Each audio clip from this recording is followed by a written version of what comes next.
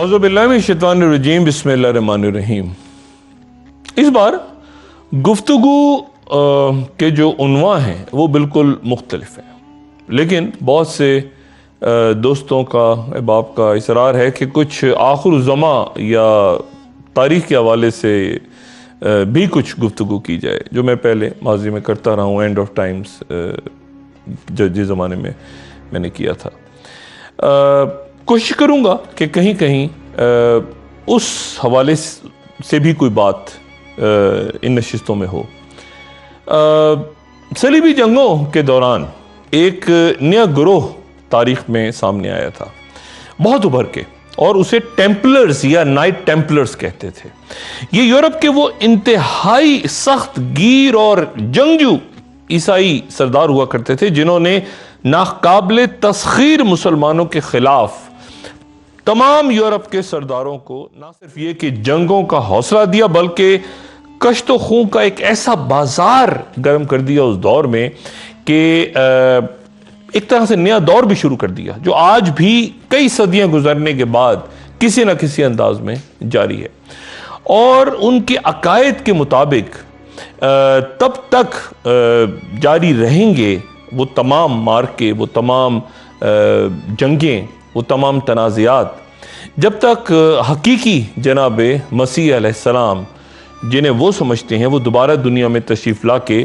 باطل قوتوں کو ختم نہیں کر دیتے۔ یہ نائٹ ٹیمپلرز کبھی مسلمانوں اور یہودیوں کے ساتھ سیاہ فام عیسائیوں کو بھی قتل کر دیا کرتے، کیونکہ یہ مذہبی سے زیادہ ایک نسلی مارکہ آرائی کے قائل تھے۔ جو صلیبی جنگیں بڑھتی گئیں، ان نائٹس کی تعداد اور قوت میں بھی اضافہ ہوتا گیا، اور پھر ان عیسائی سرداروں کی جگہ یہودی زوما نے لینا شروع کر دی، جو کہ بعد میں مذہب کا لبادہ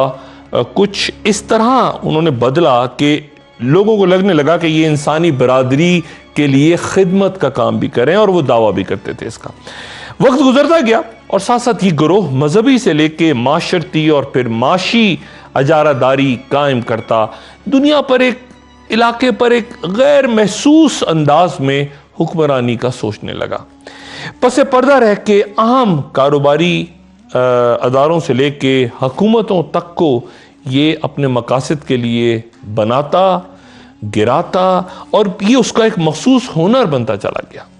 یہ سوال بڑا اہم ہے کہ انہوں نے خود کو نائٹ ٹیمپلرز یا شروع میں ٹیمپلرز کیوں کہا؟ یہ کس چیز کی حفاظت کر رہے تھے، کس لیے کر رہے تھے، اور کس کے کہنے پہ کر رہے تھے؟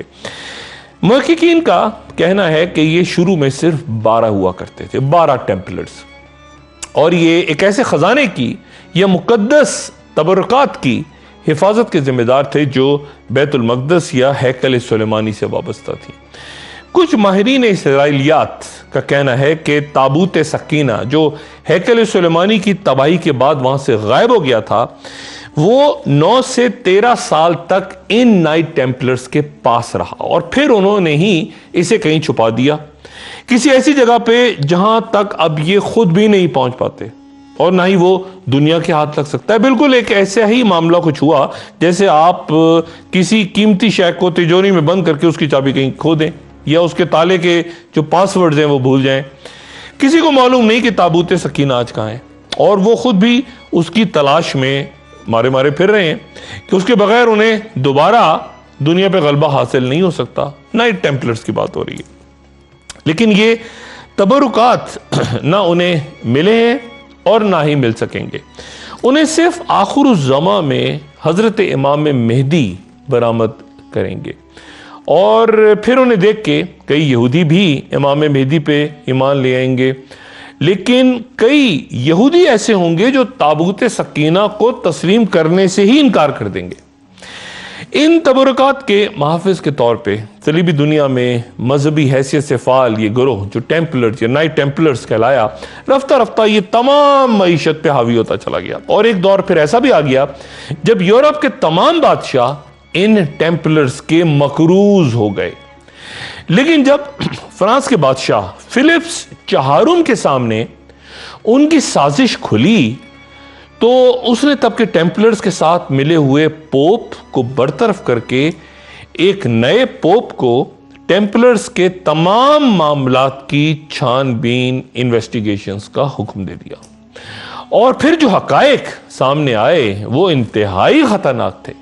چنانچہ تمام ملک میں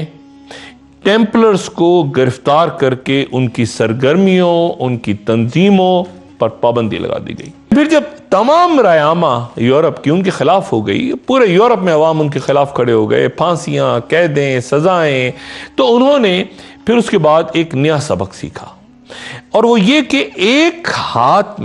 ہی ہاتھ میں قوت اور اقتدار خطرناک ہو سکتا ہے، اسی لیے اسے تقسیم کر دیا جائے۔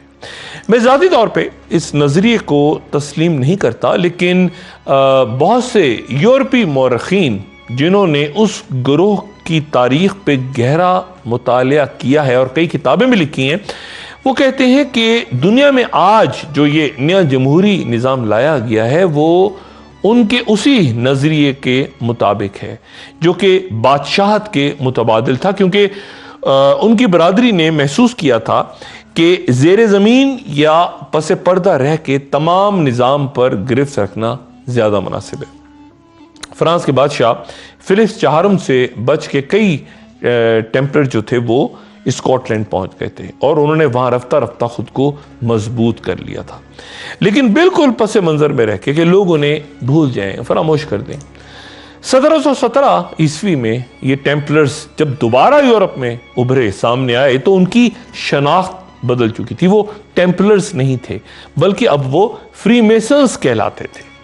اور ٹیمپلرز کے کئی نئے گروہ یعنی فری میسنز کا پہلا برطانیہ کے شاہی خاندان کا رکن پرنس ویلز فریڈرک تھا،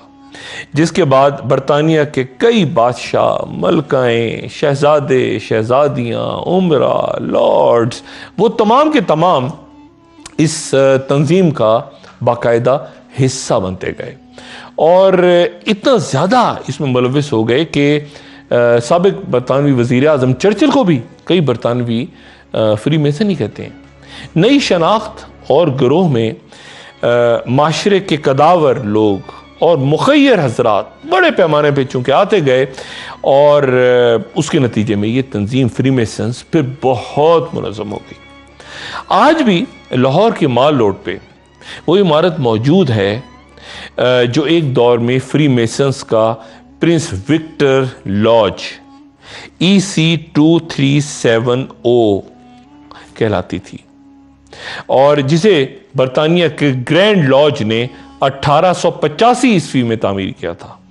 اور جو ذوالفقار علی بھٹو کی جانب سے 1972 میں پاکستان میں فری میسنز تنظیم پر اور اس کی سرگرمیوں پر مکمل پابندی لگنے کے بعد اب تک یہ عمارت خالی ہے۔ اسی طرح کراچی میں عبداللہ ہارون روڈ پہ، جو کہ ایک دور میں وکٹوریا روڈ کہلاتا تھا، اس پہ فوارہ چوک سے کچھ آگے آپ جائیں تو آپ کو ایک عمارت نظر آتی ہے، ہوپ لاج اسے کہتے تھے، اور آزادی سے پہلے یہاں کئی اہم اراکین 24 گھنٹے موجود رہتے تھے فری میسنز کے، جن میں کچھ کے نام اگر آپ آج بھی اس عمارت میں جائیں تو آپ کو دیواروں پہ لکھے نظر آتے ہیں، مثلا MMR شیرازی اور MG حسن۔ 1973 میں حکومت نے اس عمارت کو اپنی تحویل میں لے لیا تھا، اور تب سے یہ تنظیم خاموشی سے ملک میں کام کرتی ہے۔ کئی گرینڈ ماسٹرز ہیں، اراکین ہیں اس تنظیم کے، اس کے اراکین عام کلیدی عہدوں پہ فائز ہیں آج بھی، لیکن وہ جب ان سے بات کی جائے تو وہ تسلیم کرتے ہیں کہ ہم فری میسنز ہیں، لیکن اپنے اوپر لگائے گئے تمام الزامات سے خود کو الگ کرتے ہیں کہ ان کا کوئی خفیہ ایجنڈا ہے، لیکن پھر وہ تردید بھی کھل کر نہیں کرتے۔ لیکن وہ لوگ جو فری میسنز کی علامات، ان کے مخصوص نشانات جو ان کے پیغامات دینے کے لیے، پیغام رسانی کے لیے استعمال ہوتے ہیں، انہیں دیکھ کے چونک جاتے ہیں، خصوصاً ایک آنکھ، مخصوص ستارے، پینسل، کیمپس، یہ سب کچھ۔ مائیکل جیکسن جسے جدید میوزک کا بیتاب بادشاہ کہا جاتا ہے، کئی لوگ اسے بھی فری میسن سے منسلک کرتے رہے، اور جب اس کا ایک معروف گانا ڈینجرس سامنے آیا تو اس کے بارے میں کہا گیا کہ اس میں مائیکل جیکسن نے جان بوجھ کر یا بے خبری میں پراسرار نادیدہ قوتوں کا جو پیغام ہے وہ دنیا بھر میں بھیجا ہے۔ مائیکل جیکسن کی ایک اور album blood on the dance floor کا گانا سوزی گاٹ یور نمبر، یہ جب سامنے آیا تو اس میں سوزی کے کردار پہ ہنگامہ ہو گیا مغرب میں، اور بڑا تنازع کھڑا ہو گیا کہ یہ سوزی کون ہے، اور اس کا تعلق بھی شاید کسی فری میسن کے کرداروں سے۔ یہ سب کچھ مغرب میں ڈسکس ہوتا رہا، اس پہ بحث ہوتی رہی، اس پہ کتابیں لکھی گئیں، اور اسی طرح سے میڈونا کا گانا لائک اے پریئر اور اس کے وہ 2 مصرے وہ بھی انتہائی متنازع ہو گئے، جہاں وہ کہتی ہے کہ جب تم میرا نام پکارو تو مجھے یہ دعا کی طرح لگتا ہے، میں اپنے گھٹنوں کے بل جھک جاتی ہوں اور تمہیں آدھی رات میں اپنے ساتھ لے جانا چاہتی ہوں۔ اگر آپ اس گانے کو بہت سے لوگوں نے پھر یہ بھی کیا کہ انہوں نے اس گانے کو ریورس ٹریک کیا، اور اس میں او ہیئر اے سیٹن یعنی اے شیطان ہمیں سنو، اس کے واضح الفاظ انہوں نے پھر دنیا کے سامنے پیش کیے۔ فری میسنز آج دنیا میں موجود ہیں، پہلے بھی تھے ٹیمپلرز کے نام سے، آج بھی موجود ہیں۔ ان کا کیا رول ہے، کیا کردار ادا کرتے ہیں، کرنے کا سوچتے ہیں آگے، گفتگو آگے چلے گی تو اس پہ بات کریں گے۔ ایک وقفہ، اور وقفے کے بعد دوبارہ ضرور۔